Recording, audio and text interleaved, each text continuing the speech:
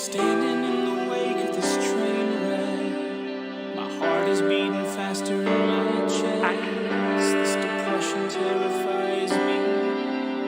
When I'm awake, it's like these thoughts, they paralyze me. I don't wanna feel like this. I don't wanna feel like this. Time stops, weightless and cold. Silence burns like fire while my fears unfold. There's panic.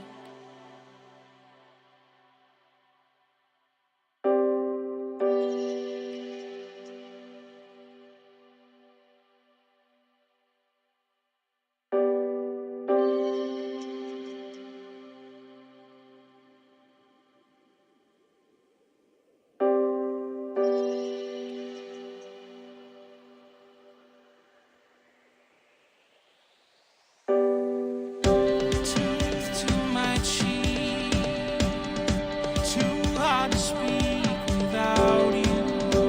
Lungs drain to there. Life feels unfair without you. Come back to me.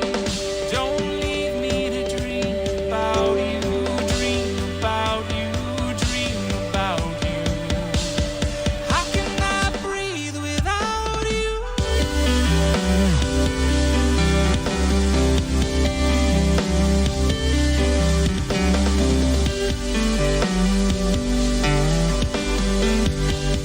How can I breathe without you?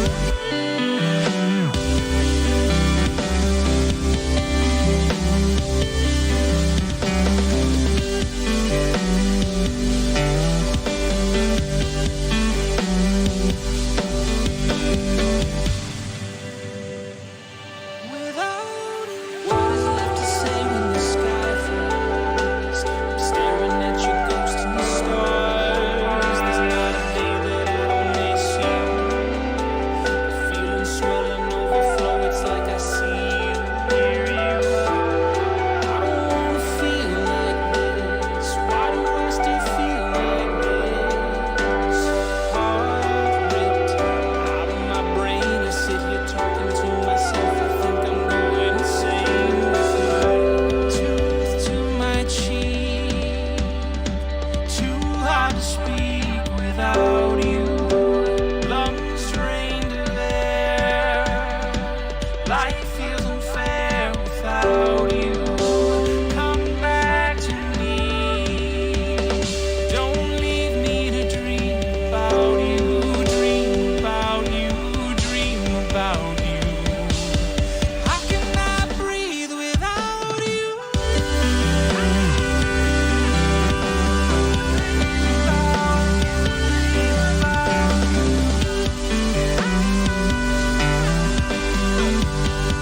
How can I breathe without you?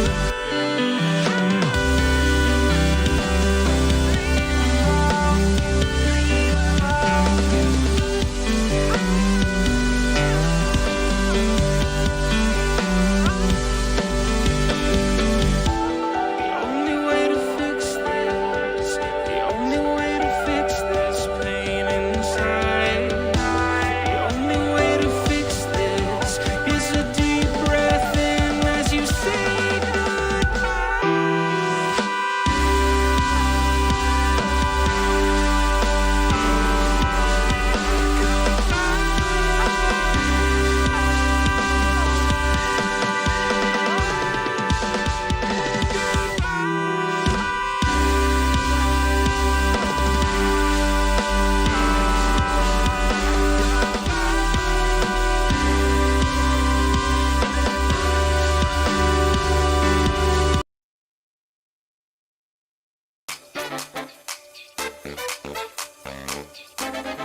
I kick ass for the Lord. What about me? I never loved him the way that I love you. Just drops the mic. Bit me with his butt. Can't see it from here. What about the panty? What about the panty? What's up, Butters? What's up, everybody? Hello, and welcome into your special Monday edition of this. Sorry, we didn't do it yesterday. Quite busy with an anniversary party for my parents, but welcome into 52/1993, the live movie conversation podcast where we discuss movies from the year 1993. I'm your host, Cody, and I'm joined by my co-host this week, Alyssa. Thank you, Alyssa, for joining us. Thank you for having me. And if this is your first time joining us, welcome in. We're happy for you to join us today. Just to give you a little bit of a background on this, we will be watching. What we do is we watch movies from the year 1993, important movies released this year by weekend releases. It doesn't matter if they're good. It doesn't matter if they're bad. It doesn't even matter if they're somewhere in the middle. We watch those, and we've done, over 30 at this point now, which is crazy to think about. And what we do, we have a guest to talk about the movie, and then we just see where their interest in movies lies at the end of it and everything. So thank you again, Alyssa, for joining us. And we'll start talking about the movie now. But let me just go ahead and introduce this movie. I'm a little off now. It's Monday. It's weird. So the movie that we watched this week is called The Age of Innocence. And before I start, I like to always ask, have you ever seen this movie? Did you know anything about this movie before watching it? And yeah, we'll start there. Never seen it before, never heard of it. This, I think, was my first Michelle Pfeiffer movie, and Okay. maybe my first Daniel Day-Lewis movie as well. All right. Well, probably, I don't know if this is where I would start with Daniel Day-Lewis, but it was definitely something, which I'm sure we'll talk about. We watched it together, so we already have a little bit of, I already have a little bit of inside info onto your feelings just by watching, you react and me react throughout the movie when we were watching it. So we'll get a little bit of that.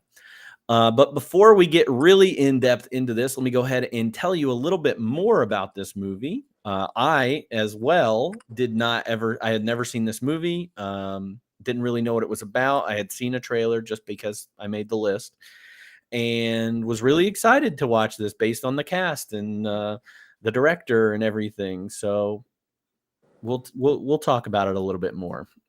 So first, the movie is called Age of Innocence. It came out, I didn't write that down, but it came out the weekend of, I believe, September 12th. I think that's what it is. I can't believe that's not on my notes. It's also not very important. But it looks like it came out September 17th. I was 5 days off. September 17th, 1993. It was directed by Martin Scorsese. It was written by Jay Cox, Martin Scorsese, and it's based on the 1920 novel by Edith Wharton. The cast includes, we've mentioned a couple, Daniel Day-Lewis as Newland Archer, Michelle Pfeiffer as Countess Ellen Olenska, Winona Ryder as May Welland, Stuart Wilson as Julius Beaufort, Miriam Margolyes is Mrs. Mingott, Michael Goff is Henry van der Leyden, Geraldine Chaplin, Mrs. Welland, Richard E. Grant as Larry Lefferts, and Robert Sean Leonard as Ted Archer. The synopsis for this is: a wealthy lawyer, Newland Archer, is engaged to sweet socialite May Welland in 1870s New York. On the surface, it's a perfect match, but when May's beautiful cousin, Countess Ellen Olenska, which is very hard to say, who is estranged from her brutish husband, arrives in town, Newland begins to question the meaning of passion and love as he desperately pursues a relationship with Ellen, even though she has been made a social outcast by Archer's peers. The budget for this movie is $34 million in the box office, pretty much doubled. That's $68 million, surprising. And Rotten Tomatoes score and some other reviews here. Rotten Tomatoes gave it 88%, very high. And IMDb is at a 7.2 out of 10. Couple reviews here. Roger Ebert gave this 4 out of 4. Wow. Yeah. And I pulled just a little bit from his review. He wrote, this is on his great movies list. So he really loves this movie. The Age of Innocence is filmed with elegance. These rich aristocrats move in their gilded circles from opera to dinner to drawing room with a costume for every role and every time of day. I didn't bring out anything because I liked that part of his review. And then a negative review here says, as a period piece, it's a joy to behold, but with such an indecisive little newt of a protagonist, it's just hard to give a damn what happens. Mark Savlov of the Austin Chronicle, he gave it 2.5 out of 5 stars.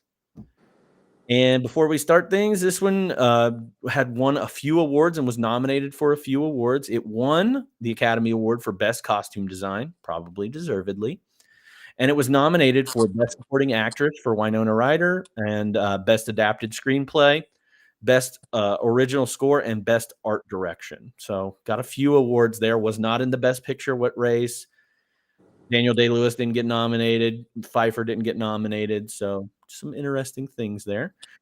But I'll get your initial reaction. What'd you think? It was so boring.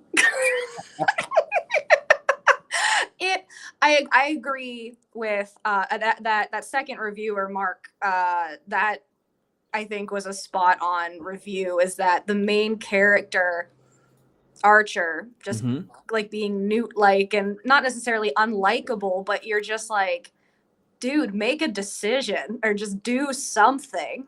Like, very spineless. Yeah. And but it was to me a slow moving movie. Yeah. Yeah. I was talking to Spencer about it earlier today, and he had not watched it yet. And I was like, I don't know if you're gonna like this at all. I don't know if you're gonna get into it at all. Yeah, because I think I did, and again, I didn't know anything about it either. But it is a very slow paced movie with not a lot of like. I mean, I guess with like how it appears. And like again, I watched a trailer for it and just the name of it, and it's kind of this. You kind of get set up really early on with, oh, this is going to be a kind of sexy, sultry movie. That's how I thought it was going to be, especially for like 1870s, 1870s. This time period, let's make it a little bit hot and heavy and everything, and it just did not. It did not do that at all for this movie. So I kind of agree with you. I kind of agree. And that's why I pulled the 2 quotes that I did, is because while I'm not as over the moon for it as Roger Ebert, I thought that what he said in that little blurb there was accurate about how it was filmed and some of that. But yeah, it's going to be a tough one to get through for us. I said we kind of said this when we watched it, but it's like it has all of the elements of a great movie, like very artistically done, shot beautifully, crazy costumes, like really genuinely liked a lot of elements to it, but the plot just wasn't there. And there were like several times where I was like, maybe it's going in this direction, maybe this is gonna happen. None of that happened. No. And even the scenes where you think that they're going to get a little hot and heavy, it's weird. It's uncomfortable. It is. It's very uncomfortable. There's no other way to get around it. It's especially because you're not rooting for, like, sometimes you kind of root for the, true love kind of thing. And no, this one did. It just felt slimy and not at all what I wanted in a romance. It kind of, like in life is not like movies. Like life is mundane and boring, and well, not all, but it's like, big events like don't necessarily happen. And in movies they do. There's always a big plot point or a huge twist or like something that gets the plot, get from point A to point B. And it felt like just watching someone's life. It was like very realistic in a not good way.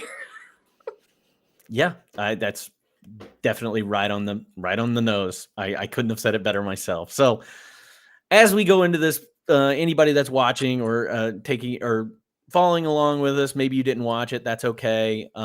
If you did watch it, I still think you should watch it, but for art purposes. Yeah, for art purposes, there's some very good stuff in here. But just take our opinion with a grain of salt and make your own opinion, because that's really what it's all about, is just forming your own opinion there. So All right, let's go into some of these categories and talk about what we can talk about. I was struggling. I'm sure you probably were struggling as we watched it pretty early last week in preparation for, and I had we had stuff going on other than we had our lives. Okay, guys, we had our lives to think about, and I might have forgotten some of these things, but I tried my very, very best, and so hopefully we'll cover a lot of ground. But I'm going to start with you, just in case there's ever any lag or anything here. We're going to talk about some of the best scenes. What are the scenes that really stuck out to you? So I'll go ahead and start with you. I guess some of the best scenes. So if we're not, and if we're not just going like in chronological order, I think the yellow roses scene is like an important plot point, or it's like they're like that kind of sticks out in a way. Mm-hmm. When he buys her the yellow roses, sends them to her, she sees him like a week later. She has them, they're on display, and she says, do you think so-and-so's lover sends them yellow roses? And it's like very like that is like when things start to turn. Like I just skipped over the entire first half of this movie because it's boring. Yeah. But that to me is the first scene that stuck out. Like you meet Ellen, that's important. You meet Archer, you meet May, those all happen. But yeah, I guess my first stick out scene, or scene that I would be like, oh, something's gonna happen here, was the yellow roses scene. Okay, yeah, I think that's kind of the first inclination that we get in the movie, that there's a little bit more. Although I think yellow roses are friendship roses. If I had to look up the color. I did look it up. It was one of my fun facts. So did I just ruin that? Well, no, so I'll just do it now. Let's just do it now. Yellow roses does mean friendship and joy, Mm-hmm. but it also means jealousy. Oh. So there's a double meaning there for Okay. sure. Which again, because I was like, yellow roses are the friendship rose, which makes sense. He's not engaged to her. True. He's like, hey, you're new in town. Things have been kind of rocky for you. I'm gonna send you some flowers to make you feel better. So yellow makes sense. But then there's like the other meaning is jealousy. Oh, hey, jealousy. Hey there. That's interesting. That is really cool to know. That is a fun fact. I'm glad we said it now instead of later. So I think it's only appropriate. Yeah, so that's definitely the first inclination we get. And at that point, Archer is like telling his wife or his fiance or whatever, yeah, I sent your cousin roses. And he sent her flowers too. What, Yeah. lilies? Did he send her lilies? Lilies. Yeah. What's that? That's death, right? Yeah, those are like funeral flowers. They're also my favorite, but so I'm like, yeah, send her lilies. Yeah, lilies. Maybe that's a double meaning too. The death of that relationship. Maybe. No, I'm probably grasping at straws here. Okay, my first scene, it does kind of happen before that. Yeah. And mine, you're right though. My scene has nothing to do with plot at all. Honestly, it's not even the main character. Anybody talking in what I have written down doesn't matter at all. And basically I said the party scene, not the first part. I don't think it's the first party. I think it's the second part. They attend a lot of parties. Yeah, got nothing else to do. Yeah, and there's a kind of a classic Scorsese thing in there with the camera, where it's kind of like a running shot. And I know you haven't seen Goodfellas, but it is very reminiscent of Goodfellas, where they're walking through the Tropicana or whatever it is. But instead of going through this nightclub, going through the kitchen and all that stuff, you're going through the halls of this amazing, posh house. And you're seeing all these beautiful people dressed up. You're seeing the artwork. They focus a lot on like the art in this movie, and a lot of color and golds and a lot of that stuff. That's also in this scene I'm including is like the dance scene. Mm-hmm. So that, they're not doing like traditional, I don't know. They're doing a traditional 1870s, I guess, dance. What is it called? Promenade. Promenade. There we go. Thank you. You know so much more than I do. The promenade. I just have very weird interests. The promenade, and it's like he does some interesting things here again with his like the camera. I don't often talk about this kind of stuff, but he does a couple things where, and I don't know the meaning behind it besides it just looking very, very beautiful. He kind of shoots from the floor up as these people are like coming toward the camera doing the promenade. And then he also does this Busby Berkeley style shot from above where you can see them all like turning and twisting and doing everything, which was a very popular shot in like the 1930s when they had these big stage musicals that they would shoot, and you would see them like do all their little designs from above. So I thought that was really cool. And then also like the details in when they were serving the food and everything as the I think for most of the those parts, the narrator is narrating over top of that. Yes.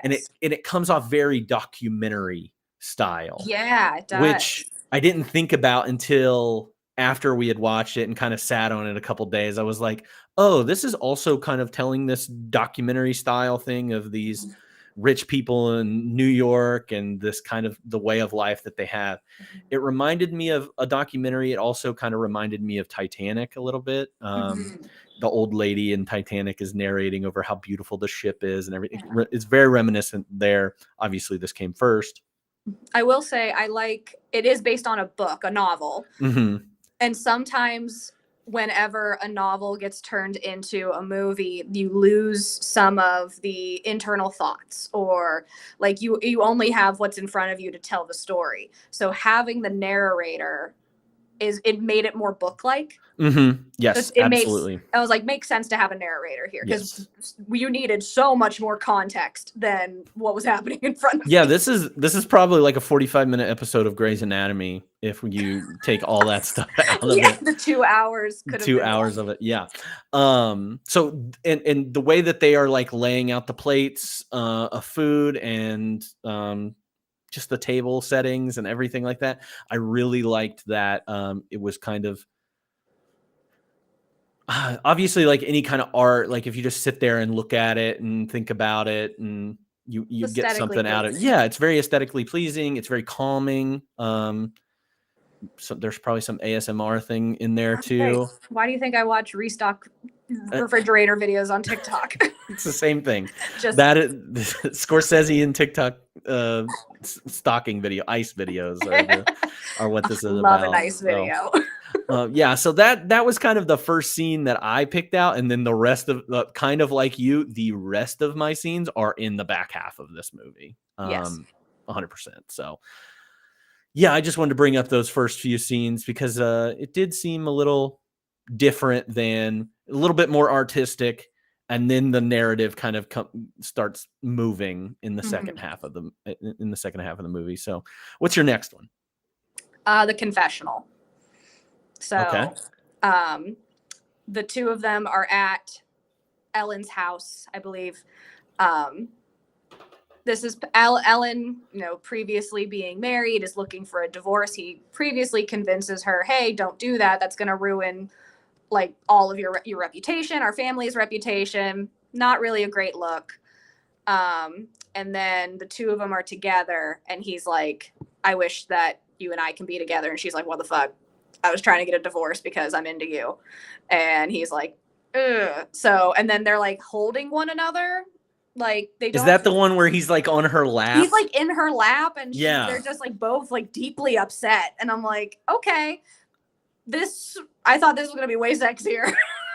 Yes, this is the first scene where I was like, oh yeah, this is where we're getting into it now. And no. There's a lot of crying. Yes, just deeply, both of them just pissed at one another and upset and like confessing that they're into one another, but also like this can never happen. Is this the scene where now I can't even remember if this is the scene. Nope, I can't. It blanked on me. I'm very sorry. Okay. I feel like she says something during this scene that's really like cutting to him. I have. Oh, yeah, maybe it's like something about like you being, or do you want me to be your mistress or something like that? Yeah. And he was like, I just want to live in a world where none of those words exist. Yeah. And she's like, fuck you. Yes. Yeah. He's like, I just want to live in, she's like, how do we like logistically move forward from here? She's like, I'm not going to be your mistress and you're engaged to my cousin and she's a good person. So we're not trying to fuck her over. So, and I'm not going to be your mistress. And yet he's like, I just wish we live in a world where those words don't exist. And she goes, what world is that? I hate him. She's a lot less angry sounding than I am. I again, think that, spineless. yeah, I think this is where I turned on him. I mean, he cried a lot before this, and I was kind of like, all right, guy, I get it. You're really sad about the way that people are treated in this world and everything. You're kind of He just like, cried so much. he cries so much. It's too much. Too much crying. much. I cry a lot, and I don't cry as much as this guy does. Say, or it's just like he is on the verge of tears at all times. All like times. if someone says something just slightly off kilter, immediately starts crying. We're like, Yeah. dude, go to therapy. My next scene. Do you have anything else to talk about in that No. scene? Okay, I didn't think so. Because just the two of them being dumb. the next scene I have, I don't know where it is in the timeline, but I think Ellen, Countess Olenska, is living at, I don't even know whose house, and Daniel Day-Lewis's character Archer just comes by because he knows that she's living there. Oh, it's her house. That's her house? Yeah. Where she's out on the dock?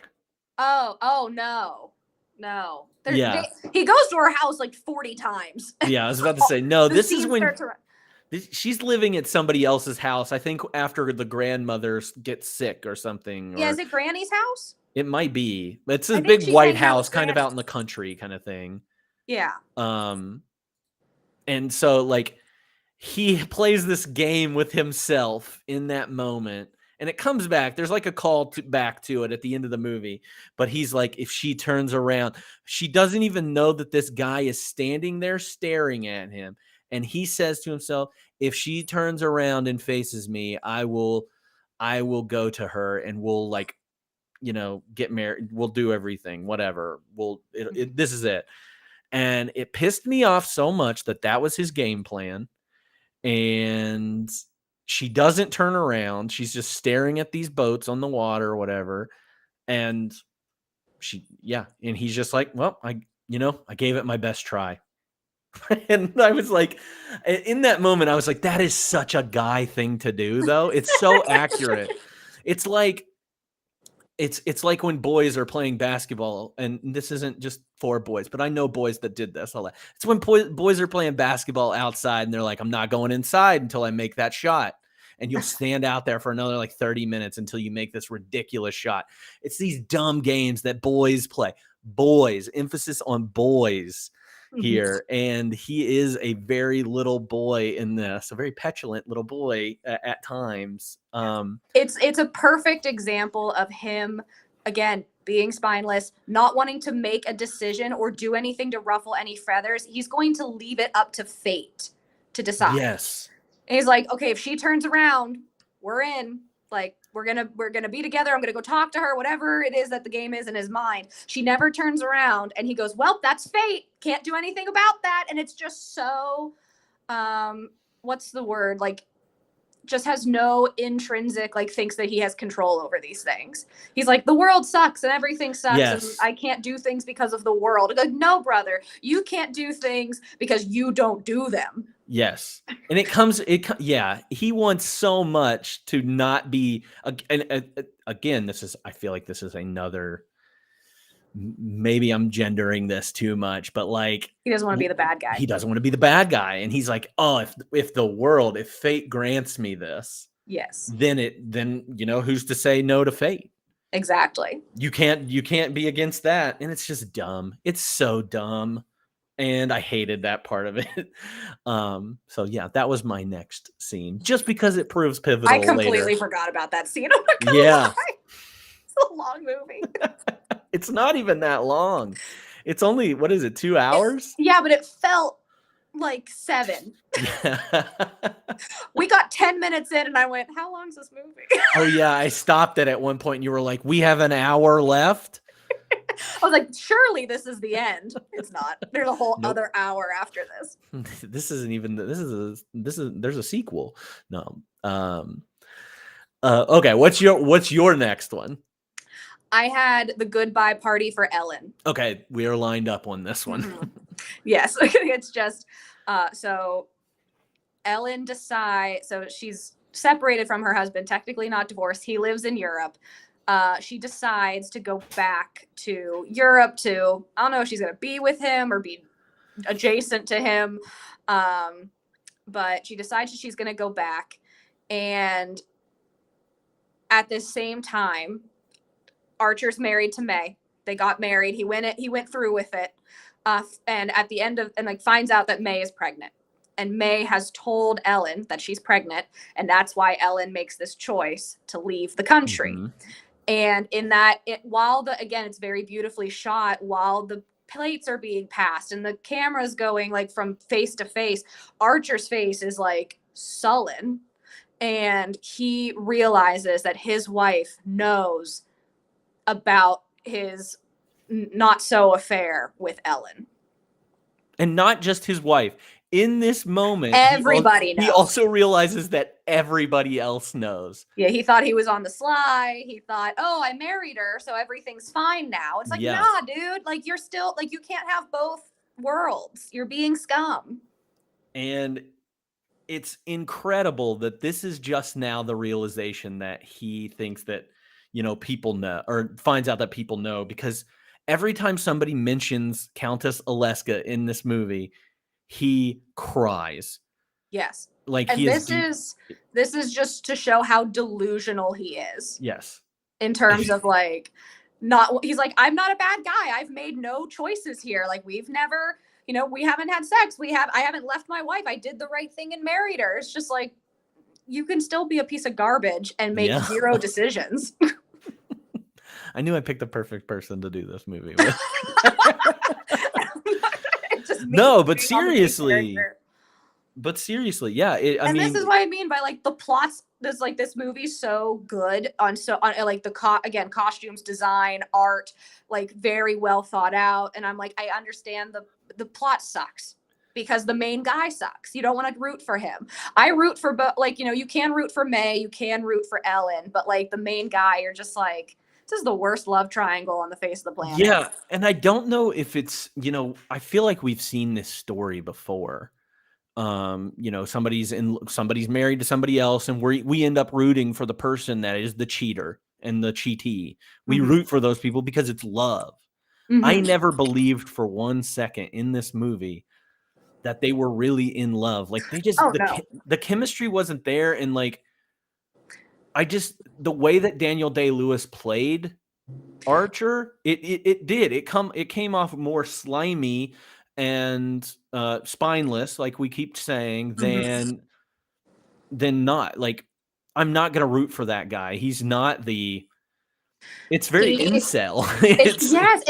So he was in love with the idea of Ellen. Ellen is cultured. Ellen likes theater and artists and has like done so many, like he feels like a kinship with her. Also, and I'll read my quote later, but like, he likes to question society in private, even though he like plays by all the rules publicly. He thinks he's like some cool cat who's like, oh, I have all these cultured ideas and interests that I can't talk to anybody about.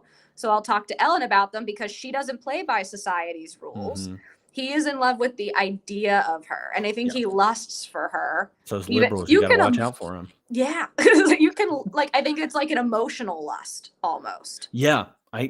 I get that. And yeah, I just never felt like they really were in love. And maybe this is the late 1800s version of a pixie dream girl. Yeah, it really is. It really is. That's all this year is about, is all these manic pixie dream girls that weren't acknowledged early enough.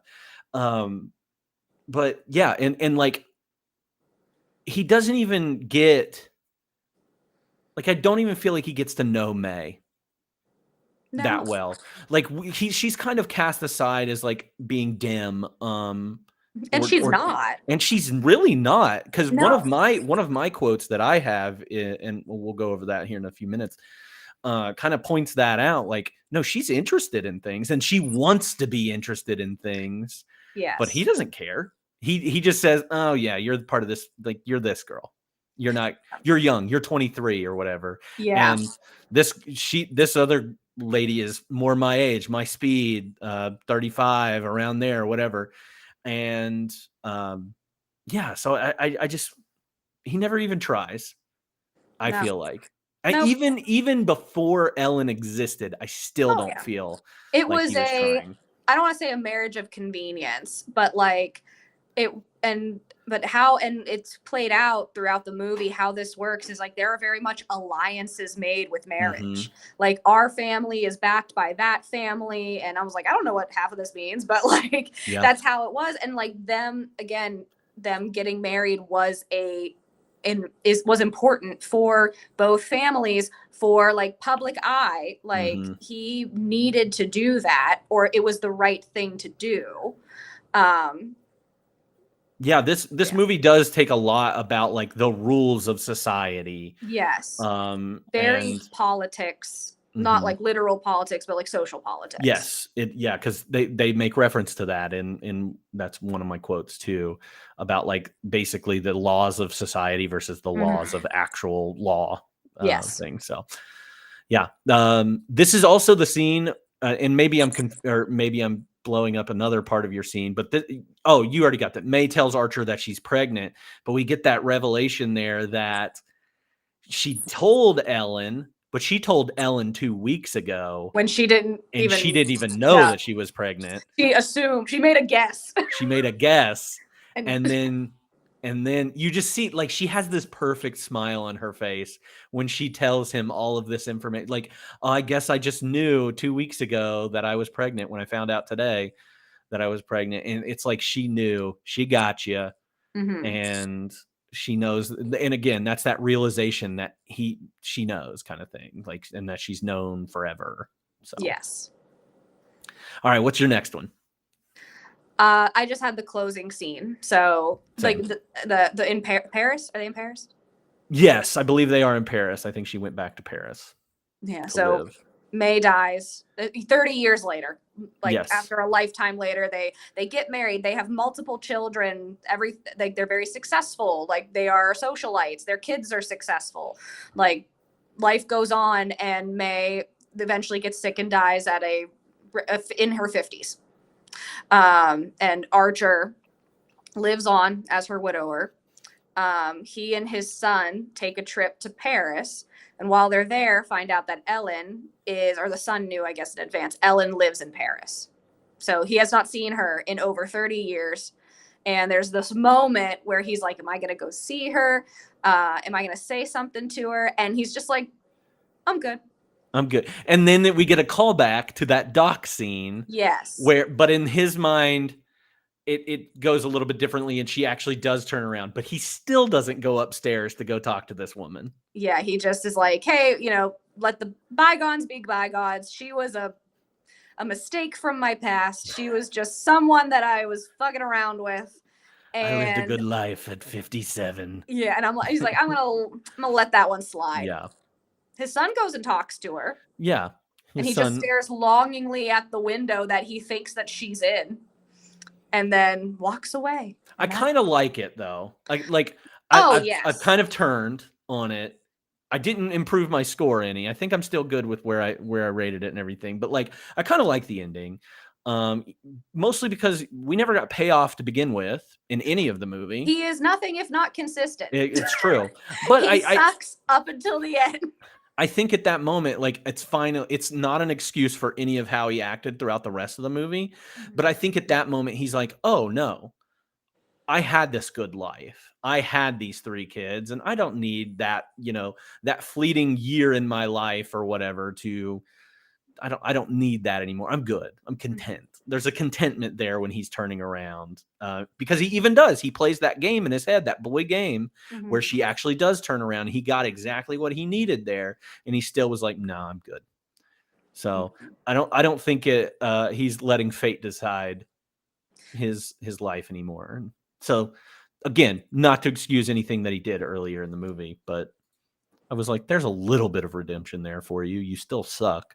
Yeah, I liked the ending in the sense that they don't see each other. Yeah. Like I think, and yeah, he realizes I've lost that. That's gone. That's past. That's not for me to take. Yeah. I'm out. So I'm like, it's still so incredibly weird that Ellen is still a very much, I mean, she's a part of that family that he's married into, and like, over all. I know travel's not easy in the late 1800s and all this stuff to get places, but like it's just weird that she's still like hovering around the whole time. And for 26 years he's just been like, no, I've got my life going, so we're good. And she didn't do anything, he didn't do anything. They were just like in agreement that this wasn't going to happen. So that's good. I think she was more in agreement than he was. I agree with that. Okay. So do you have any other scenes? I think those were the ones that I had laid out. I do want to take special notice that I don't know if it's an amazing scene by any means, but the opening credits were definitely an artistic choice for this. And it was all of this, obviously some beautiful like operatic music playing over this. And I think it's Faust is what the music is, or what the songs are from. That's where that's my big needle drop here later. But it's all like opening flowers. It's all different flowers that are opening, which I was very Georgia O'Keeffe. Yeah. And like, it was very virginal, like thinking, and like, I'm thinking, Age of Innocence, this makes sense. And then nothing to do. I feel like nothing to do. I get it. Like, yeah. The setup for how sexy we thought this movie was going to be. Yeah. Was such a mislead. So many fake vaginas in the beginning of this movie. So many. But I did want to point that out. Because it was very artful. It was somebody tried, and I want to give them their credit there. I did not love it though. It rubbed me the wrong way a little. All right, I think we're going to share a couple of these, but who's your favorite character or scene stealer? My favorite character was Granny. Yeah, Mrs. Mingott. Yeah. Mrs. Mingott was the best. I was like, that is goals. I want to be old and just draped with Pomeranians. Like, and never move from a chair ever. And never move. She just like put her bed on the first floor so she never has to walk upstairs. It was incredible. Just eats and sleeps and pets her puppies and gossips. And I was like, what a dream. And gives advice. Like, and just. She's the matriarch. Yeah. She's the wise old matriarch there. She's also the radish lady. This is another. I gotta look this up right now because this was 30 years ago. And how old is she? She's 82. So she was 52 years old in that movie, and they made her seem like she was 100. Her hair was gray, and also the entire time she's like she's laying down, like she's never standing up. You don't really see her body. Again, she's in like big frilly clothes, but then she has the dogs all over her and she's lying down at all times. She's kind of like Maggie Smith. She's never not been old. That lady has been old forever. She's also Professor Sprout in the Harry Potter series, Radish Lady, that just eats radishes. She farts a lot in videos and stuff. She's weird. She's great. She's so funny. She's also my favorite character as well. So I'm glad we're in agreement about that. All right, let's move on to favorite quotes. I've got a couple, but you go ahead because I'm sure we've got some similar ones. And hopefully you've got a Mrs. Mingott one, because I could not remember any of the lines that she said that I really liked. I didn't. I actually don't have a Mrs. Mingott Bummer. one. Sorry. No, you're good. I had just a handful. The one is from Ellen in the confessional, where like they just say it, and she goes, don't make love to me. Too many people have done that. Damn, yeah, I like that line. That one like punched me in the gut a little bit. I was like, it's just, she's had past relationships. She feels like not kind of used in a way, but she already feels like an outcast, and she already picks up on the vibe of, I think he's interested in me, but not that he loves me, that he lusts me, or that he like is interested in the idea of me. Like, I think she picks up on that herself. And when she's just like, yeah, don't make love to me. Too many people have done that. I was like, ooh, okay. That was a good one. Another one from Ellen. and this is to do with kind of like the society. She says, "May I tell you what most interests me about New York? Not all the blind obeying of traditions, somebody else's traditions. It seems stupid to have discovered America only to make it a copy of another country." Which I was like, yeah, that's, and there was, that just made, no, I liked that. I thought that was interesting because it is just high society. Like, no matter where you go, if you're in a westernized culture, it's the same. Yeah. And the last one I have is from the narrator, and it's about Archer. And I was talking about this one a little bit earlier. And it says, Archer enjoyed such challenges to convention. He questioned conformity in private, but in public, he upheld family and tradition. This was a well-balanced so precariously that its harmony could be shattered by a whisper. And it's just like that, like line, like he questioned conformity in private, but in public upheld family tradition. I'm like, that is Archer. That is him. That is him to a T. That is perfect. He's like, I want to have best of both worlds. I want to please my family and, you know, the people, my peers. But in private, he's like, I'm actually kind of a cool guy. It's like, yeah. Yeah. That guy's not going to stand up for anything. He's Aaron Burr. Yes. He's Aaron Burr. Yes. Except Aaron Burr, I would root for Aaron Burr way more. He could shoot Hamilton 1,000 times as long as he didn't act like Archer. Yeah. He figured it out. He's finally, you know, at least he did something about it. That's true. That's true.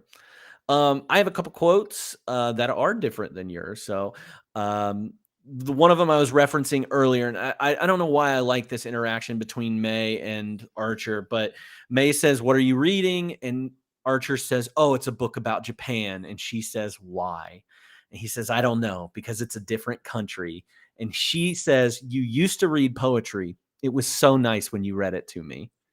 So I feel like there's a little double meaning with that one. One, that she cared about like being read poetry to, like she cares about artistic things. And she thought that was so beautiful and nice. And then also, I know that you're fucking this other, or that you're at least trying to get with my cousin. Like, yeah. And he doesn't pick up on it because he's an idiot. And it's something that they shared together. Like he's obviously been pulling away for all this time. Yeah. And she's like, "You used to read to me," like that, you know. Hey. Yeah. I really like that. There's a subtlety to Winona Ryder in this movie that I think she did really, really well with, and probably why she ended up, you know, getting a nomination for it. But yes. Another one is Archer says, "Tell me, do you really like to be alone?" And Countess Olenska says, "As long as my friends keep me from being lonely." I just like that. That's a good line. And then talking about the societal things and everything. And he said, or she says, "Is fashion such a serious consideration?" And he says, "Among people with nothing more serious to consider." Such a good line. That this society rules overstep all other rules in this world. So you can't be divorced. You can't, you know, go for these outrageous things. You have to stay kind of within the bounds. Stay in your lane. Yep. Stay in your lane. Anything else that we missed? There's one line that Mrs. Mingott says that I cannot remember. That was really funny and biting, but can't remember it. No. Biggest laugh, cry, scare, or thrill? I didn't really have one that I guess falls into those categories. I guess the scene I liked the most, or the moment I liked the most, was when May is shooting archery. I just thought that was fun. And she gets like the cool little archery pin, and she's also showing off her engagement ring. And that's, I think that's like right before, or was it right when they got married? I'm not sure. But it's like, it shows like May is growing, May is getting older, May is like taking interest in society again. But she's interested in being part of society, playing to it, but she's also very good at it. And but yeah, she's like an impressive person, and he just does not care. But I just like the archery. I thought it was fun. Yeah, this is the second time this year that we've had one of the main women characters in a movie be an amazing shooter of things. I think it was in This Boy's Life, the mom in that she wins a trophy for shooting a rifle, but she also embarrasses her abusive husband and at that point too. So that's a different kind of movie. Yeah, I said the only time I laughed was basically whenever Mrs. Mingott was on anything, the Pomeranians just being covered in that. That was just the biggest. She just laugh has for me. 3 Pomeranians at all times. At all times. Just doing what one has an underbite and was, they couldn't have found a prettier one. They just had the underbite one. So He's perfect. He's absolutely perfect. What was your what the fuck ridiculous moment? It was both times where specifically the carriage one where Archer and Ellen kiss, and then I'm like, this is it. They're gonna bang. They're especially in the carriage. I was like, ooh, like sexy carriage scene. Yeah. Let's go. And they like act like in the first time that they like confess their love for one another, they like barely peck. But this one they are like kissing. And I was like, let's go. And then Ellen stops him again. She's like, nope, bad idea. You're married. I'm not your mistress. Which shout out to Ellen for having boundaries. But also I was just like, come on. You gotta give me something here. Something.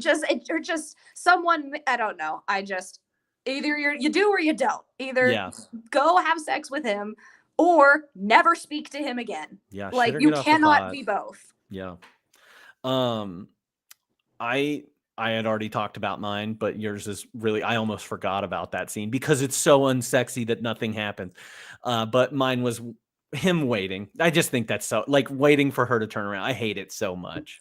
I just that scene did piss you off a bit. It annoyed me to no end that it was just like, yeah, I'm just gonna sit here and wait, staring at her. She's gonna know. She's gonna turn around. No.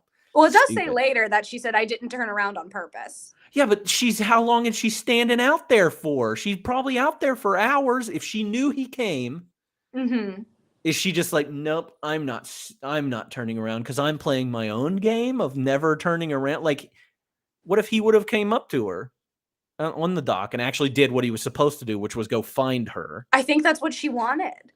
So dumb. She wanted him to make a decision. They're children. They talk so smart, but they're both children. No, they both suck. Best music moment in the movie. I think I had the same one as you, and I said the opera.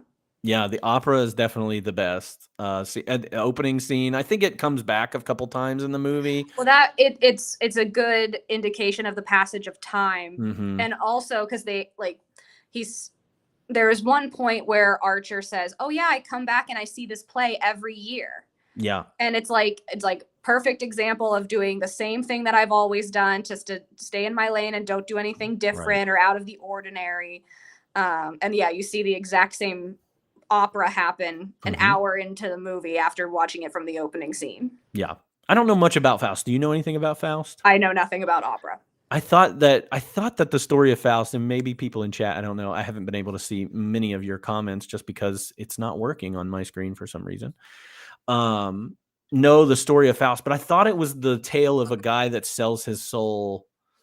I felt like it's the devil and he sells his soul to get things or whatever. So that might be right or might be wrong, but how that plays into this movie, I'm not really sure. I don't know. Or anything. I don't know. I'll have to look into it a little bit more.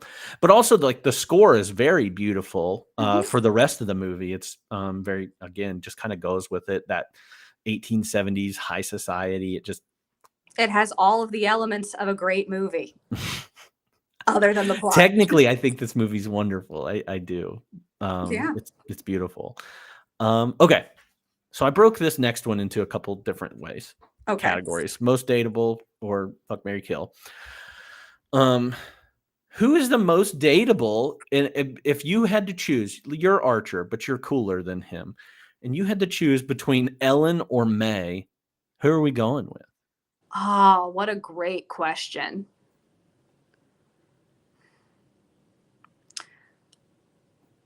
If I am at the point that Archer is at, like I'm attempting to cheat on my spouse, I'm attempting to have a mistress, I am so enthralled with this person, I clearly do not care about May.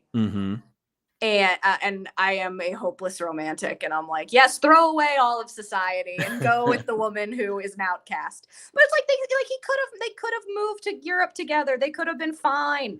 Like it would have been okay.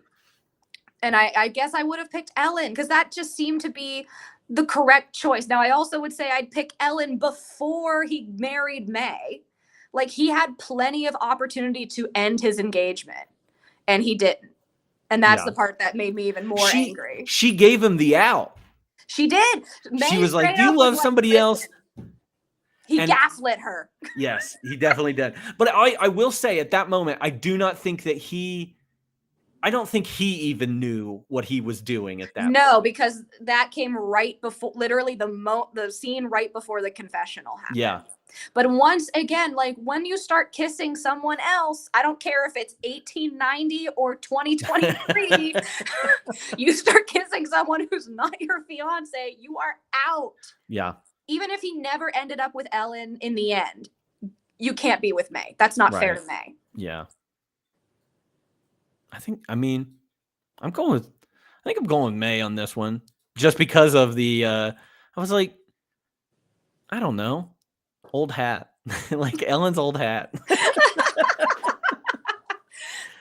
I don't know. There's just something about the I get that I like them. I don't now, really. I guess I say I don't know. I'm thinking through the eyes of Archer. Yeah. Like if I'm thinking through him, oh God, I suck then. So I don't know. It's a good question. I just feel like May is very young. And she's not even given the opportunity to be a person. Yeah. And I think that's unfair to her. I agree. So that's what I'm going with, May.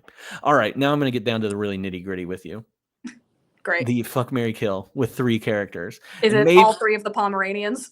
Yes, it is the 3 Pomeranians. Choose wisely.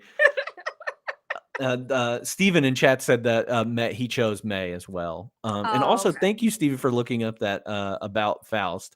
It is about the demon Mephisto makes a bet with an archangel that a good man's soul can be corrupted. So Mephisto sets his sights on the thoughtful and old alchemist Faust, who is desperately trying to save his village from a plague.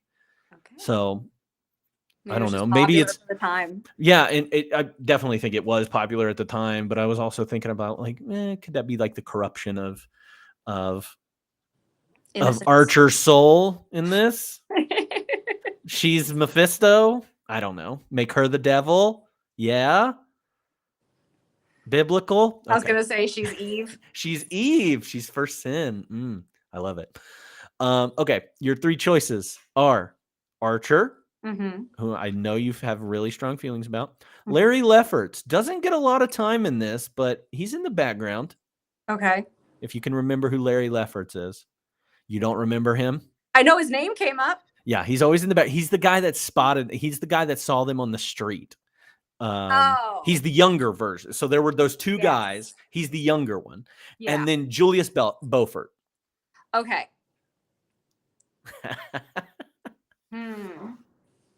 I'm killing Larry. Okay. I think 1, he is deeply unattractive, and 2, he's a snitch. So yeah, you know what they say. Get stitches. That's right. Not a fan. Get rid of him. I'm killing him. I dislike Archer so much, but he is wealthy. Mm-hmm. Beaufort also has money, but he's kind of like a little wild, like he's a little crazy, isn't he? Like, I don't know. He's a flirt. He definitely like wants a mistress. Like, I think I'd maybe F him and marry Archer solely for money. Yeah. If those are my 3 options. Those were your 3 options. No, I think I agree. I do think I agree with you. Archer is so like non-sexually attractive to me. Like he's just not a non-sexual entity. Yes. I guess I would just force myself to be married to him. Yeah, you would just have a loveless marriage. Exactly. You would have your children. You would raise them. It would be fine. You have plenty of food, a shelter. I am May. You, I am May in this. the other two options were awful though. Yeah, So but I bet Beaufort's a good lay. yes, He seems like a good time. She always has fun with Beaufort. She knows what you're he getting seems with like Beaufort. yeah, he's like kind of like bodacious is the word that's like coming to mind. Like he's Mhm. kind of like extravagant and not in a good way. So I'm like, he seems fun. Beaufort's a Republican. Archer is a moderate. Moderate. He puts moderate on his dating profile. And Lefferts is Ron Paul. I don't know. Rand Paul. That's all I've got. All right. Who do you think gave the best performance? I will say my favorite was definitely Granny, but I think best performance was May. Yeah. Like, I mean, obviously she's the one who got nominated for an award. But like even like at the end where Ellen has her going away party, and at this point we know that May knows. But the way that she like her facial expressions, her smiles, it comes off as so innocent that because I was sitting there, I'm like, wait, does she know? Because I feel like in those moments, actors tend to overact where they kind of like have a sly smile or like their eyebrow goes up and they're like, haha, I know things and I gotcha. She never does that. And I loved that. Yes, that's exactly how I feel. Like it's very subtle. It's so subtle. And for her to not, to be able to control that as well. Yeah. And Winona Ryder just being like the scream queen. This was the first time I've seen her in something that was not that type of a role. Yeah. That was something mature, or like, not that she doesn't act in those movies, but it's like it was just different from her norm. Yes, and it's again, I keep saying subtle, muted, but if you compare her to like how she acts in like Stranger Things, where it's just like screaming and frantic and all over the place, like it's such a different role for her. And she's not cool in this movie either. I want to say that too, like kind of in Heathers and Beetlejuice, even Edward Scissorhands, she's really cool. She's this cool girl, manic pixie dream girl. She probably plays that more of a character in those movies, and she's not that. And I think that also her playing against her type that's why is really cool too. So yes, Joseph, it is no Beetlejuice. This movie will never be Beetlejuice. This movie will never be a lot of things. I would rather date Beetlejuice than Archer though. All right. So if you could recast either 1993 or 2023, who would you recast? Did you do a 93? I did not. Okay. So I'll go ahead and do my 93s before we get into our 2023s, because I think we'll have a really good conversation here. So I was just kind of thinking about this. I gave this one a full effort, and I was like, I really want to recast this because I do think that Daniel Day-Lewis kind of did not give me a great, and I love Daniel Day-Lewis. He's wonderful. So I kind of, played with this a little bit. And also I didn't love Michelle Pfeiffer. Yeah. Everyone felt replaceable. Yeah, they really did. So I even thought give Sharon Stone a crack at the Countess in this. I thought maybe she could do it. It's again kind of playing again, like she is this she already comes with like a sex appeal to her. Michelle Pfeiffer kind of in the same way. But I also feel like Sharon Stone, after like Basic Instinct, kind of got the short end of the stick, where they were like, we're just going to throw you in the sexiest movies ever. We saw one earlier with Sliver. So I thought maybe that, and then I also thought Annette Bening. If you've ever seen Annette Bening, you've probably seen her in much older roles, more mature roles, but she would have been around the right age for this. My Archer is the one that I really want to recast, and I want to put Gary Oldman in here. Probably Gary Oldman and Daniel Day-Lewis are probably the most known like actors from across the pond, and probably competed for a lot of roles against each other. There's something about Gary Oldman that I think would have been interesting here to do that. And then May, I went for a younger actress at the time. I still think Winona Ryder's perfect in this. Jennifer Connelly was the one that I thought she needs something to do after the 80s were not as great to her. So I thought that would be a pretty good one. So I did. All right, let's get into 2023 though, because I really want to recast this movie. I think we can do a really good job and cast this movie and make it better than how Scorsese did it. So go for it. Okay, so for May, I had Kiernan Shipka. Ooh, I see. Okay. I would say from Sabrina, I needed like a doe-eyed 20-something. Okay. Like, I was looking for the actors who had the biggest eyes, and I was like, you know what? Like, she can do that like sly smile. She can kind of like I think she could do it. I think it would be really fun to see her in that role. I picked Jenna Ortega for very similar Really? reasons. Yeah, it is basically 2023's Winona Ryder. She's playing her daughter in the Beetlejuice sequel. That's fair. I kind of avoided her because in my mind she is so cool and does like the darker roles that I'm like. I had a replacement one too. Her name's Thomasin McKenzie. She's been in. She was in Jojo Rabbit. She was also in Last Night in Soho. I know. Yeah, some people might have seen those, but I really think she would have been a good fit in that role. Go ahead. Sorry. No, you're good. But I like your Kiernan Shipka. I almost put her down. Nice. And I think the difference. The one thing this is not a knock to Kiernan Shipka if she's ever going to watch this or anything, but like I feel like she can come across a little dumb in a way that maybe like not dumb in a bad way, but like I don't know, ignorant or I mean that would I think be perfect for May. Like May, I mean May isn't dumb, but that's right. We're almost seeing her through Archer's eyes. Yes. And she's again never given that chance to mature or grow or become an adult and have interests and hobbies. And and like this whole time she is like the innocent in this whole thing. So maybe that would play to her advantage. Yeah, just stand there and look pretty kind of thing. And this is whilst you're around, you're this person. So no, I like the Kiernan Shipka one a lot. That's a good one. All right. Who else? So for Archer, I picked Kit Harington. Okay. Just because there's something about, I mean, I like him.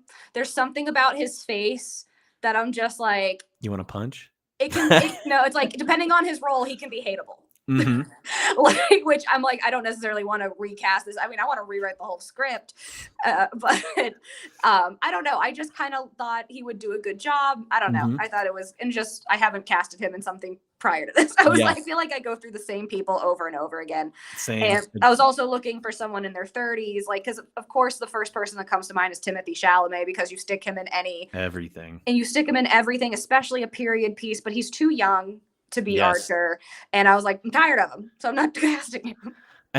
When I was doing my Archer recast, I was like, okay, I want a little bit older, and so I was like, R-Pats, man, I love me some Robert Pattinson in this role. It would have been good. I did think of him as well, but Nicholas Hoult comes back to me always because he can play that guy that you kind of want to punch in the face. But he's also done guy. Period pieces. He's done period pieces.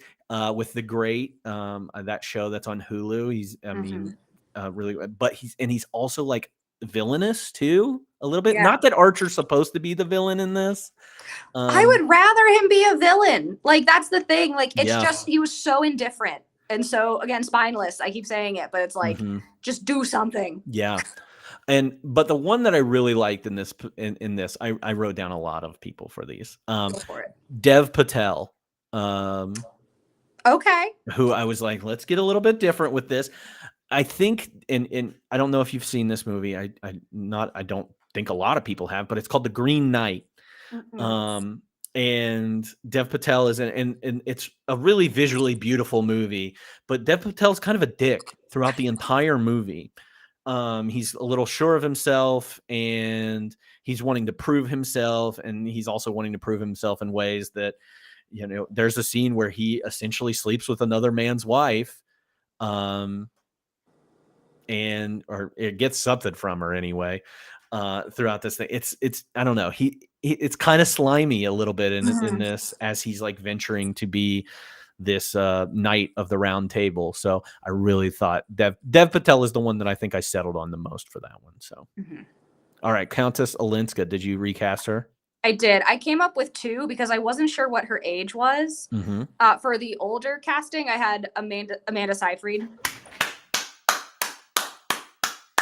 We nailed it, folks. We nailed it. Amanda Seyfried is it.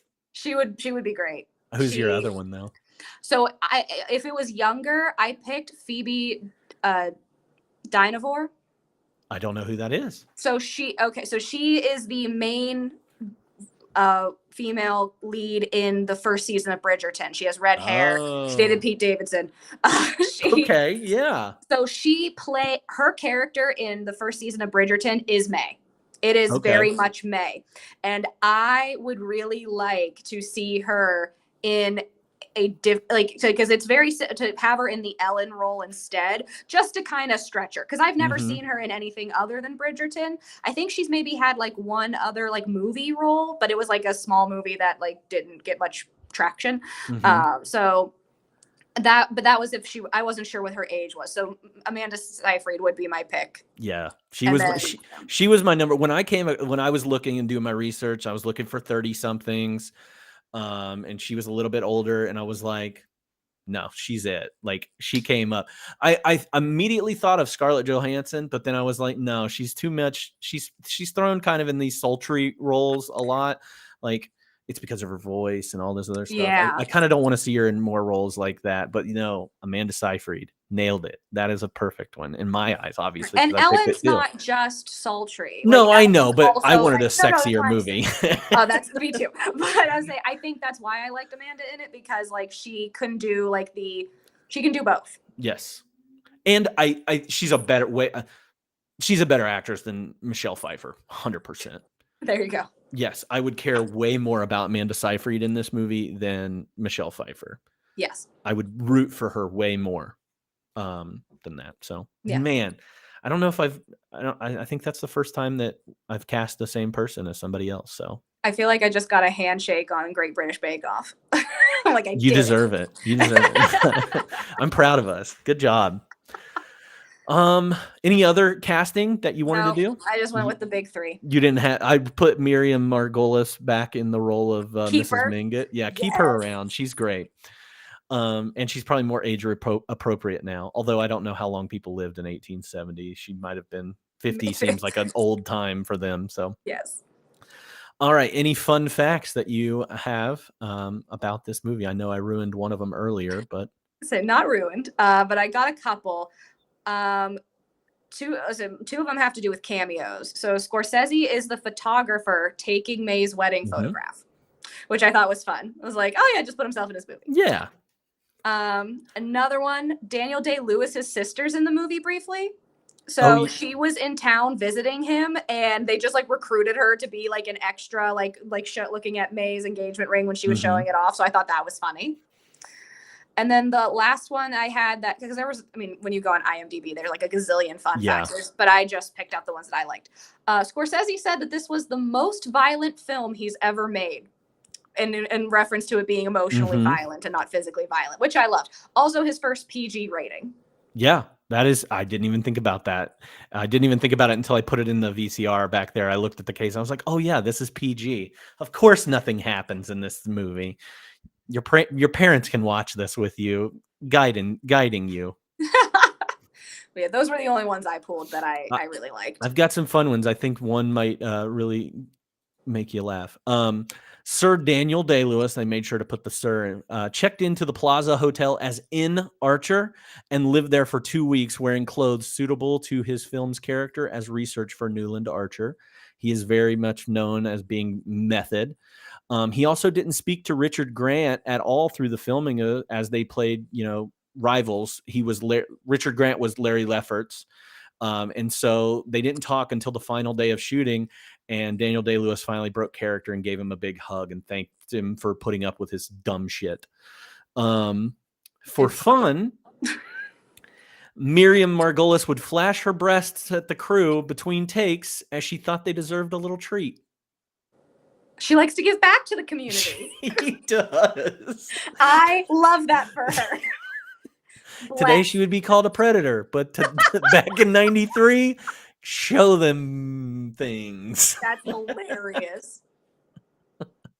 And then finally, according to the screenwriter, the Jay Cox, the one that wrote it with Scorsese, they did this in 17 days. They wrote this movie in 17 days, Wow. which I don't know. Yeah, definitely not giving back, giving front is what Joseph said. Beautiful. Oh my gosh. But yeah, 17 days. I don't know how that works with like an adapted screenplay, but that's still just insane. That is crazy. All right. If you can't say anything nice, say the best thing that you can about this movie. I mean, and I've said it before, but I'm like, I liked a lot of elements. The plot was horrible, but I love a movie that has like an artistic element to it, like for zero reason other than just the fact that it's art. And there were several like camera angles, shots that they gave. There was like playing with color and like the red light and the yellow light. Like I thought, and the light in general, the way that they played with this, but and then there's like the lighthouse scene and the ending. Like I thought it was very artistically done. I genuinely, and the costumes were crazy great. Like I loved every dress. They were very, and that was like another fun fact. I didn't write it down, but they like spared no expense when it came to set and costume. Everything was as accurate. Like they had like historians on set. Like it was crazy accurate and I loved it. I thought that was really, really great. Yeah, they don't do movies like this as much anymore. No. That's sad. Because I'm sure it cost $1 gazillion. They just do Bridgerton instead. Yes. Which is not a knock. I've never seen Bridgerton. It's not a knock on them. Yeah, I agree with you 100%. Like this is it is a very well shot movie. It's beautiful. The score was great. Every visual was great. I loved the documentary sense. If this was a documentary about 1870s high society, I would watch it. But it wasn't. But it wasn't. It wasn't. It was boring as fuck. It was boring. So in that case, a rewatchability rating 1 to 5. What'd you give it? Gave it a 1. Yeah. I'm never watching this movie again. It's a 1 for me as well. Love you, Martin. I love you, Marty, but I'm not watching this one again. I'll go back to Goodfellas, but I'm not watching this one again. So unless somebody forces me to. Overall star rating out of 5. I gave it a 2.5. I've skipped a question entirely. I thought you did, but I was just like, we're fine. I just noticed that, and I didn't even answer it. So this one's going to be on you. I gave this movie a 3 out of 5, and I think so just because of the technical elements of it. I did sit on it a little bit and thought about it, but I think I'm at a solid 3 on it. I was at a solid 2, and then the more I thought about it, I gave it another half. Just Yeah, because I think it after, yeah, I was like viscerally upset after that movie. And then I was like, okay, I've calmed down. Yeah. I can let it go. I'm with you on that one. Okay. Like a fine wine and that goes with a cheese. If you could pair this movie with another for a double feature, what would you choose? So I didn't pick a movie. I did pick season 1 of Bridgerton. Okay. No, that's good. Especially, again, it's hot. It's 1820s as opposed to like 1880s. And it's a fictional Europe, but it is high society. It's marriage for like financial reasons or stability reasons, like alliances. That's the word. But the queen in Bridgerton is a direct alignment to Granny Miriam. Yes. Direct, like, again, she's kind of matchmaker. She kind of like approves or disapproves of people being together, kind of a gossip. Like they reminded me of one another. Yeah. So I've said this to you, but I'll say it to the stream as well. So there was an article that came out like probably 10 years ago, and it was an Onion style article of a Christian couple who got married and they wanted to stay pure past marriage. So they haven't had sex after being married for 6 months. And they're like, oh, how do you get a hold of yourself? And the guy's like, I just eat a raw potato, which is hilarious. And I was like, okay, so you watch Bridgerton and then you watch Age of Innocence as your raw potato. because it is, and like it's like Bridgerton is so sexy, like it is like, and it has that slow burn element. It has like the courtship, but it's like are they gonna do it? They're gonna do it. Oh, they're really gonna do it. Like they Yeah. get into it, and it's just like the two complete opposites of how much sexiness you can have in a period piece. They go in the complete. It's like from a scale of Age of Innocence to Bridgerton. How sexy was it? It's a potato. It's This a is potato. Yeah, Age of Innocence is potato. Potato.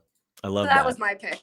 Okay. I did not answer this one because I guess I just was going too quick. If I had to, I could probably think about it a little bit, but just quick knee-jerk reaction. I'm going to pair this movie with Gangs of New York, the other Martin Scorsese movie about this time period, and gives you kind of the opposite view of the New York, not high society at all, but very much the bottom rung of the society and all the gangs. He really liked this time period in the late 1800s. Also, you get a much better Daniel Day-Lewis, a much, I don't know, cocksure Daniel Day-Lewis than you get in this movie. So I think that'd be a good pairing. I thought you were gonna say Little Women.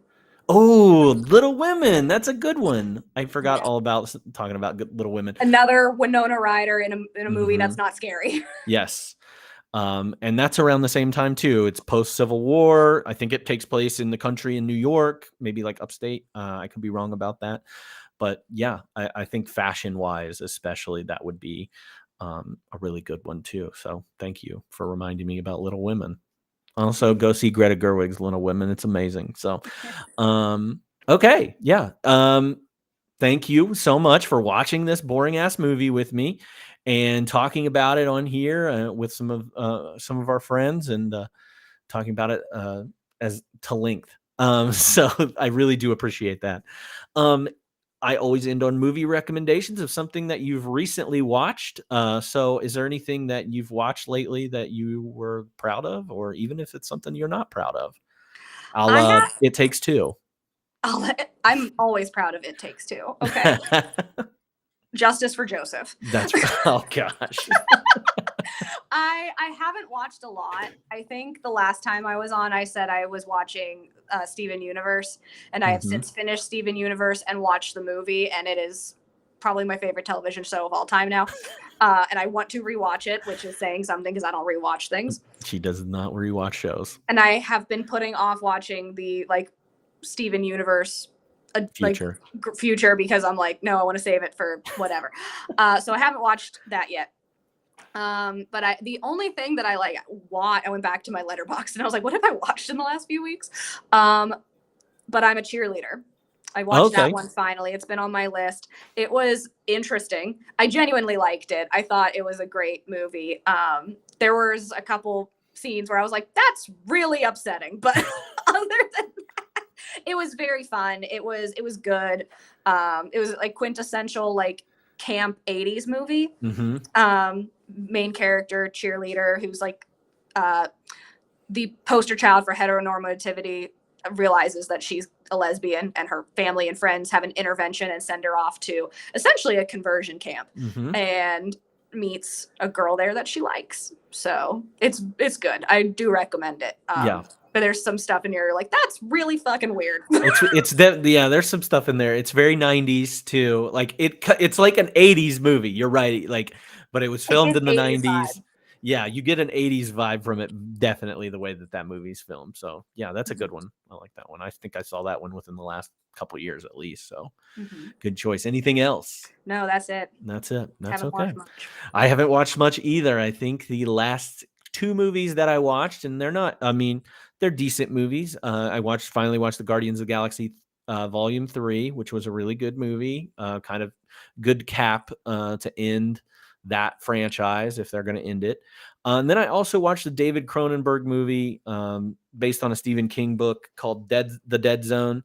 It was the first time I'd ever seen that. It was okay. It was solid. I could watch it. That is the epitome of a Saturday afternoon movie is The Dead Zone. I could have fallen asleep in the middle of it and been like, yeah, that was good still. So yeah, that is those were my two. So Thanks.